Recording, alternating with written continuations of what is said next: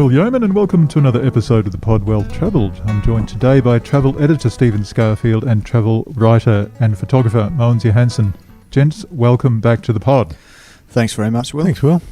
So, Stephen, you've been looking into the whole hire car thing. We're going to get to drones later on. We're just jokingly saying droning on about drones. I'm sure, Mogens, you will not be droning on about anything. But I'll try not to. We'll get onto that. But in the meantime, Stephen, you've had a bit of a interesting experience, your personal experience yourself with a hire car, and it prompted you to write and to talk about some of the pitfalls. Yeah, I mean, there's several experiences really well pulled together into one story. Okay. But yeah, I've just been away and hired a vehicle, and it's a real adventure sport for me. I don't like hiring vehicles because it's very difficult to make sure you're fully covered with insurance. You know, between the basic and I'll go through this in a moment, between the basic and the other insurances you can buy and what you get on your credit card if you booked with that. It's quite confusing, I think.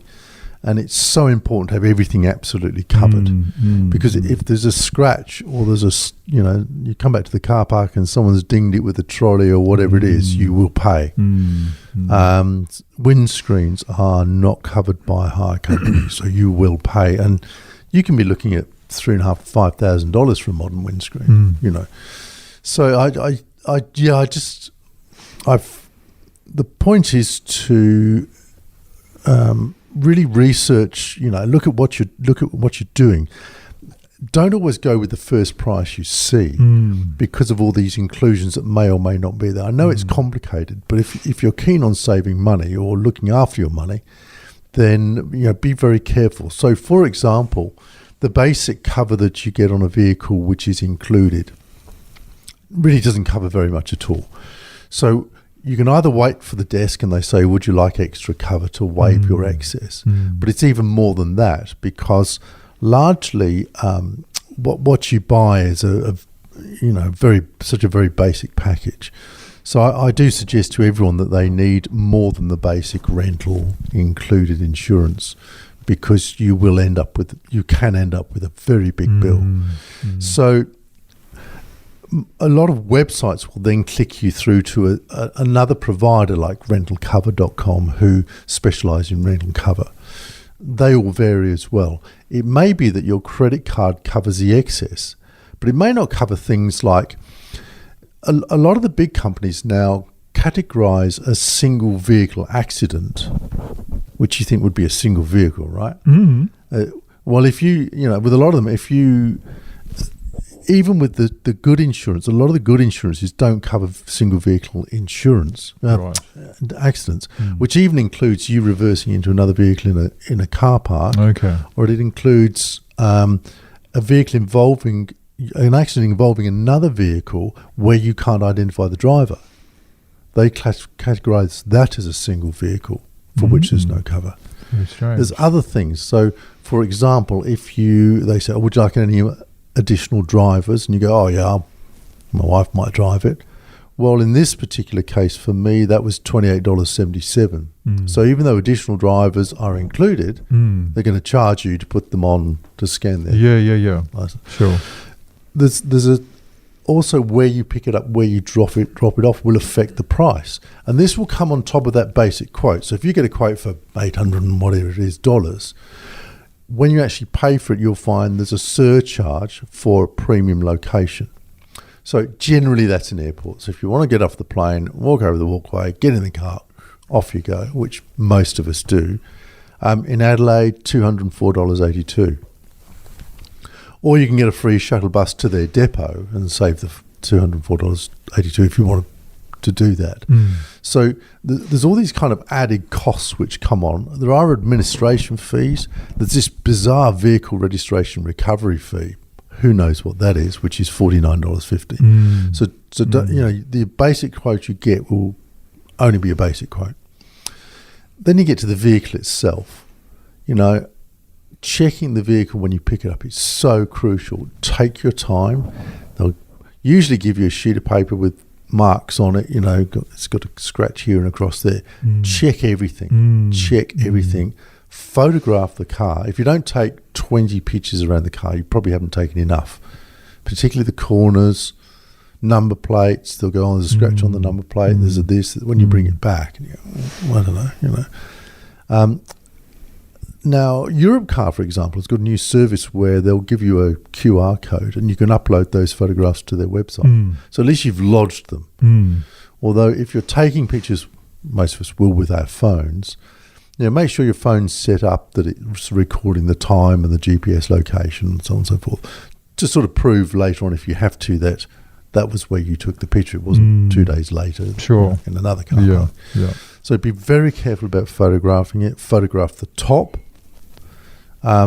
Just about all insurance doesn't cover the undersides anyway. If you photograph the tyres, I'd just photograph everything really carefully. And don't just do a general one of the body. Go in particularly at the corners. If there's any damage, photograph the damage that's on the sheet. And inside, the first thing that a lot of companies will check is the liner inside, because it's very expensive. Right. People put things in there and get stains on it, caught on it, or stick their, lie on the back seat with their feet on it or something. But so photograph the inside as well. Wow. I sound a bit neurotic, I know. But there's 3 occasions. Once, $3,500 was taken off a credit card 2 days after I'd left a card because the screen was cracked. Right. And I could prove it wasn't when I left it. There was another similar thing with damage after I'd left it. And the big one for me was in New Zealand, where $7,500 was taken off my credit card several days after I'd left the car in the car park and dropped it off. They said, leave it in the car park, drop the keys, which I hate, and I'll get to that in a moment. $7,500 for damage to the car, which I don't know, may have happened in the car park. I'd photographed it, of course. Yes. To cut a long story a bit short, Consumer Protection in New Zealand were fantastic. They even sent someone over here to interview me. Wow. Into Perth, WA. They found other people who had fallen foul of this thing. It all ended up in court and I got my money back 18 months later. But it was a schmozzle. My goodness. So yeah, be careful about all of this, because suddenly, or the nice person who checks the car out to you and everything's great, when you come back, suddenly it turns into this, there's a 2-inch scratch here. Mogens is nodding. He's sitting over here. He's had a similar experience, I think. Yeah, I had an experience in Copenhagen. I hired a car and I perhaps didn't go through it with a fine tooth comb when I picked it up. It's a dark car park and all that sort of stuff. I took a couple of general pictures, but when I arrived back to drop the car off, the lady who's checking the car is, down on her haunches, shining a torch alongside the car, and she finds a little tiny scratch that, I hadn't seen at all, and it wasn't marked on the sheet that you check. To check around. But I just couldn't for the life of me think when it could have happened, how it could have happened. I know it still could, so I protested profusely, and she went inside and checked back through several previous people who had hired the car, and there was actually, luckily, a record of that particular scratch. So I wasn't charged, but it nearly turned into a big argument. Yes. So I know where you're coming from, Stephen. Yeah. So be careful with all of that. Just to take one step back, so when we were talking about insurance, the basic rental rate, this just might trick some people, because it's got a collision damage waiver in that basic insurance. But when you dig into it, that leaves hirers with a liability of generally in Australia, between $5,000 and $5,500. So even with what you think is insurance, isn't necessarily insurance. So look out for that collision damage waiver and don't necessarily be fooled by that. And finally, I always go with the full fuel sort of deal, so you pick the car up full and you return it full. Yeah. And in this case, if you don't return it full, it's $3.99 a litre for them to fill it. So leave a bit of time, fill it up. even I'd if it was dusty, I'd put a bucket of water over it and give it a quick wash actually before I photographed it, so you can see everything. But be careful.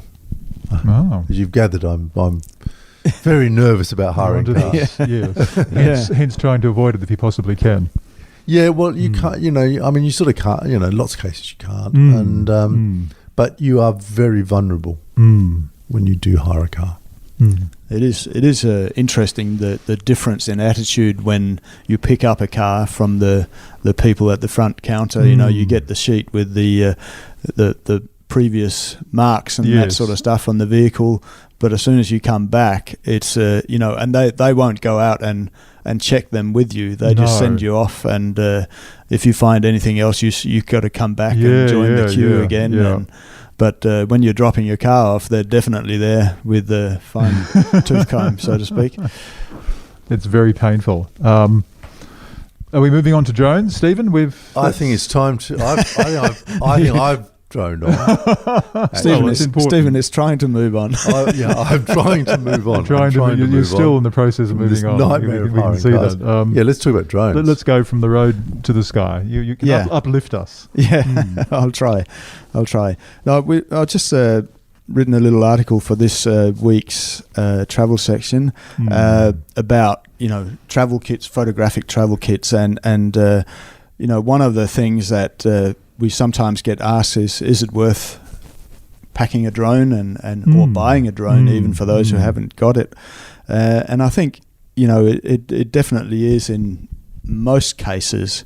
In particular, if you choose one of the small compact drones, DJI, for example, have got a range of them that weigh less than 250 grams, so they can literally sit in the palm of your hand. They're tiny, but they're actually quite good quality, and it'll give you the opportunity to get that different perspective, those nice establishing aerial shots and that sort of stuff can be quite spectacular. Alexandra Casey took some great pictures recently down in Esperance along the coastline there. So in scenarios like that, it's definitely worthwhile having one in your travel kit. And of course, with a small drone like that, the one I'm talking about, the DJI drone, the mini drones, they don't cost a huge amount to start from, about $600, but realistically you'd want to buy what they call a Fly More kit, which includes a couple of batteries and a bag to have it all in, and a few other little goodies. But so then it'll bring it up to about $800. So it's not huge money, I guess, if you're keen on your photography, but it just gives you that extra perspective or mix to your pictures and that sort of stuff. There are, of course, when you're traveling and that sort of stuff, limitations about how much you can take. So it's not every trip I would pack my drone on, but most I would.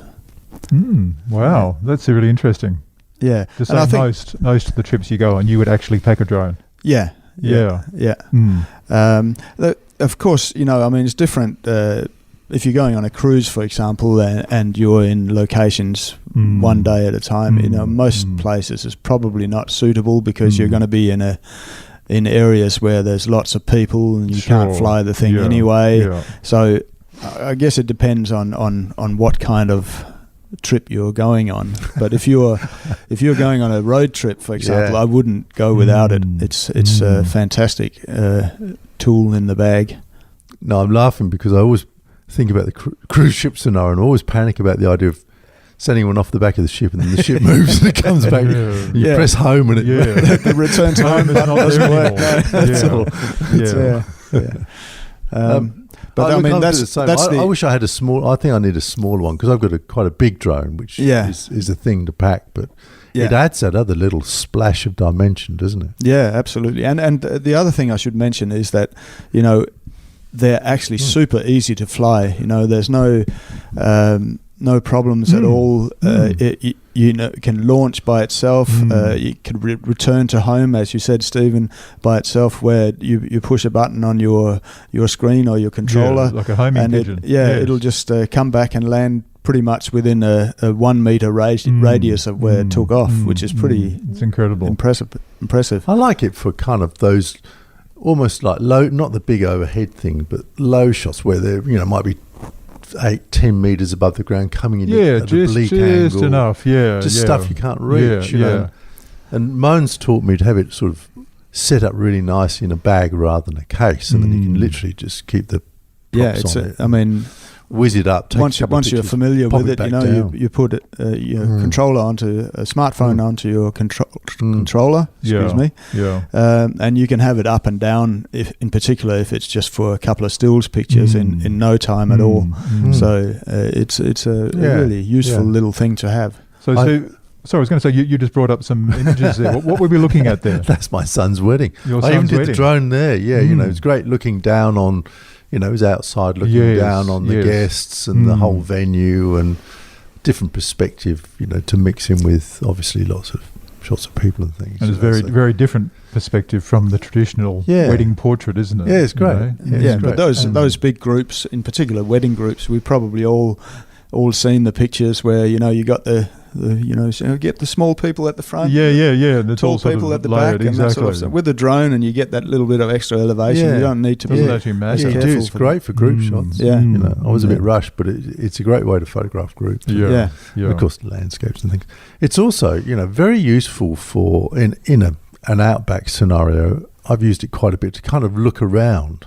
So if you're camping, it's great to pop the drone up and just have a little look around where you are before you start walking and exploring, just to kind of get literally pop it straight up above you and do a 360 and get a lie of the land and go, oh, there's a creek bed over there, and this and that. So we kind of, not that I don't want to walk, but it's interesting. Certainly for those, road trips in particular here in WA, they're fantastic, aren't they? Because you can put the drone up without inconveniencing anyone or worrying about who's going to get upset, because more often than not you can find a quiet spot away from people. Fantastic for them.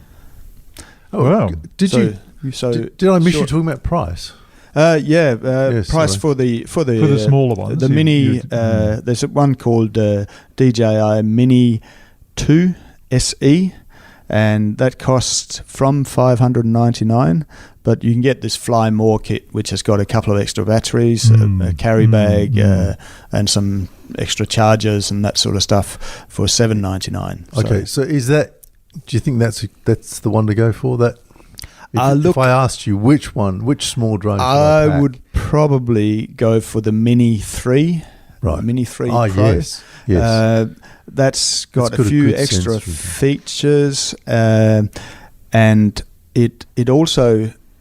One of the things with drones is that you can generally only shoot horizontal, can't shoot vertical. Well, this Mini 3 Pro can shoot vertical as well, which is pretty amazing. And it doesn't do it by flipping over. It's the gyro, the stabilizer that flips the lens. So it's actually a pretty good feature to have. That will set you back a little bit more. A Mini 3 with the Fly More combo will cost you just under $1,100. So interesting. That's good. It's like anything. I mean, but certainly for $800 you'll get a drone that'll give you really, really good pictures, fantastic video, and it's got all these automated features that'll make it easier for you, in particular if you're shooting video. Yeah. Because it can do those sort of nice cinematic sort of pans and, zooms out and flies in and all that sort of stuff. So it can do all that for you without you having to sort of attempt that. And then he can go chasing cookies. Yeah, exactly. It's great. It's great when you've got birds flying around you, isn't it? It's just wild. It's fantastic. It's quite interesting. I noticed the use in journalism too recently, and particularly during the recent earthquakes, not the ones now in Syria and Turkey. And those shots, it just gave you a sense of the devastation that you wouldn't have been able to get. Yeah. And you got this drone, and it's just incredible. And I think, so not just for leisure and for what we do, but also for serious journalism, it gives people access, doesn't it? Yeah. Yeah, I agree. I think the phone and the drone's a pretty good combo. Yeah, absolutely. And just on that, you know, generally speaking, obviously, you know, the scenario in Turkey is different, but generally speaking, you're not allowed to fly your drone if there's, emergency services are attending an accident, or there's a bushfire or something like that. You're not allowed to fly your drone. So we should sort of make that clear that it's done by professional drone we don't pilots. We don't want to give citizen journalists the green light to rush out with their drones and start. So I mean, there are a whole range of things that you need to be aware of when you're flying a drone. They're pretty much common sense rules, but if you go onto the CASA website, it'll give you a really good rundown of what you can and can't do. Yeah. Well, great. There we go. We didn't drone on too much, I don't think. Hopefully not. Okay, guys, thank you so much for being in the Pod Well Travelled this week, and we'll catch up again next week. Thanks, Will. Okay. Thank you.